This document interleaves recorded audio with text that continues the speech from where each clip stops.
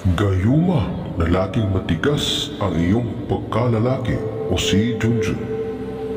At hanap-hanapin ng sinumang babae o dalaga kapag ikaw ay natikman. Halos masisiraan ng bait ang sinumang babae.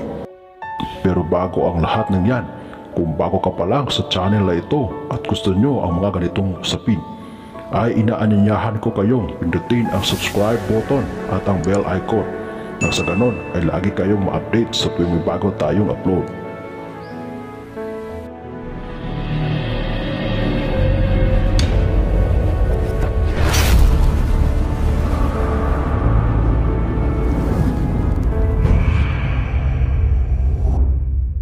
Gaano nga ba kaimportante na matigas ang ating pagkalalaki? Oo, ito ay napaka-importante dahil ito ang nagpapasaya sa ating partner o mahal sa buhay.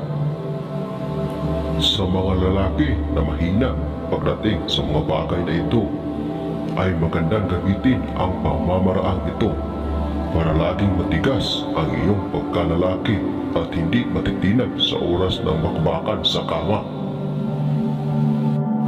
Pero kailangan na ito ay gagamitin lamang sa babaeng mahal mo, dahil ang matitikman mo nito ay hahanap-hanapin ka dahil ang pamamaraan ito ay may gayuma. Kaya minabuti na ito'y gagamitin lamang sa babaeng mahal mo ng sobra at huwag sa kung sino-sino lamang para maiwasan natin ang karma o balik nito sa atin. Pamamaraan: ibulong sa iyong alagang si Junjun at iihip sa basong tubig na iyong iinumin, at siguradong laging matigas ang iyong pagkalalaki at hindi matitinag sa pakikipagbakbakan sa kama. At bago bigkasin ang orasyong ito, ay siguruhin nakapoder sa sarili at nakadebosyon araw-araw para makuha mo ang bisa nito.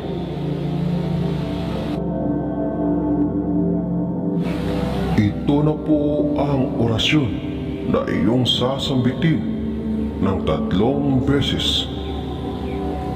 At siguradong laging matigas ang iyong pagkalalaki at hindi matitinag sa pakikipagbakbakan sa kama.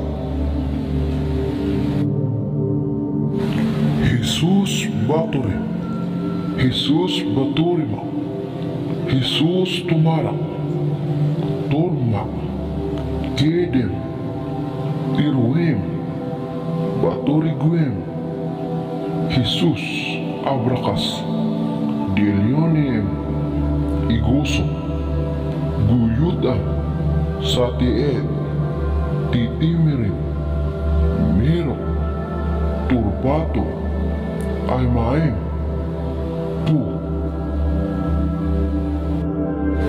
Jesus Batore, Jesus Baturima, Jesus Tumara, Torma, Kedem, Tiruem, Baturiguem, Jesus Abrakas, Delionem, Iguso, Guyuda, Satied, Titimirim, Miro, Turbato, Aymaem, Pu.